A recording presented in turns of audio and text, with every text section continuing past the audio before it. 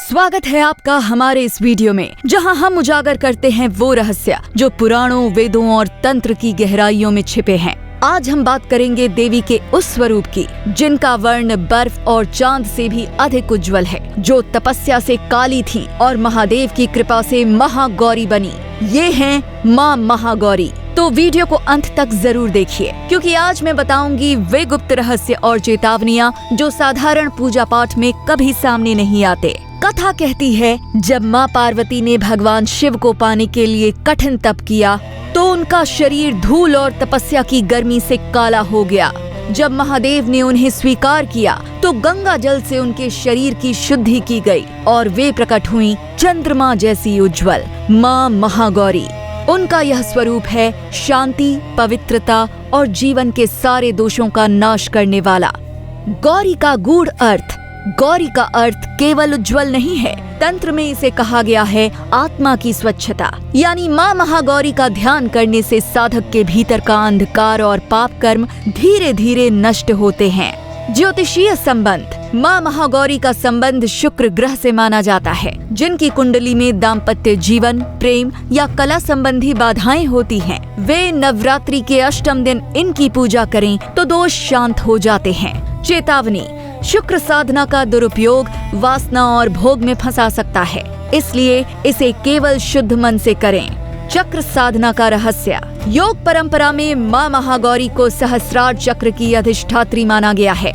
साधक जब उनका ध्यान करता है तो उसे अद्वैत की अनुभूति होती है, यानी आत्मा और परमात्मा का मिलन। लेकिन सहस्रार जागरण का प्रयास बिना गुरु मार्गदर्शन के खतरनाक हो सकता है। गुप्त साधना विधि। अष्टमी के दिन सफेद वस्त्र पहनकर उत्तर दिशा की ओर मुख करके ओम महागौर्यै नमः का 108 बार जप करने से साधक के भीतर शांति और पवित्रता का संचार होता है। तांत्रिक ग्रंथों में एक गुप्त मंत्र बताया गया है, ओम ह्रीं महागौर्यै स्वाहा। कहा गया है इस मंत्र से साधक के कर्म दोष जलने लगते हैं, लेकिन इसे केवल दीक्षा प्राप्त साधक ही करें। एक दुर्लभ कथा कहती है कि एक बार एक महापापी ने भी नवरात्रि के अष्टम दिन माँ महागौरी का स्मरण किया। देवी ने उसके पापों को क्षमा कर दिया, क्योंकि उनका स्वरूप केवल कठोर साधकों के लिए नहीं, बल्कि हर उस आत्मा के लिए है जो शुद्धि चाहता है। सामान्य पूजा में मंत्र है ओम देवी महागौर्यै नमः, लेकिन तांत्रिक परंपरा में गुप्त बीज मंत्र है ओम ऐं ह्रीं महागौर्यै नमः। कहा जाता है यह साधक को कर्म शुद्धि और भौतिक तथा आध्यात्मिक सौंदर्य प्रदान करता है, लेकिन इसका दुरुपयोग अत्यधिक भोग या अहंकार ला सकता है।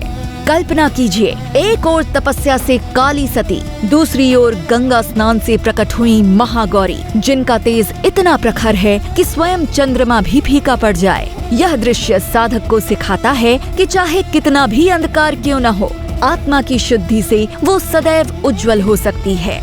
माँ महागौरी केवल सौंदर्य और पवित्रता की देवी नहीं, वह वो शक्ति है जो साधक के कर्म दोष मिटाकर उसे आत्मिक शांति प्रदान करती है। इसलिए नवरात्रि के अष्टम दिन सफेद पुष्प अर्पित कीजिए, उनका ध्यान कीजिए और उनके मंत्र का जप कीजिए। आप देखेंगे कि आपके जीवन के सारे पाप धीरे धीरे धुल रहे हैं।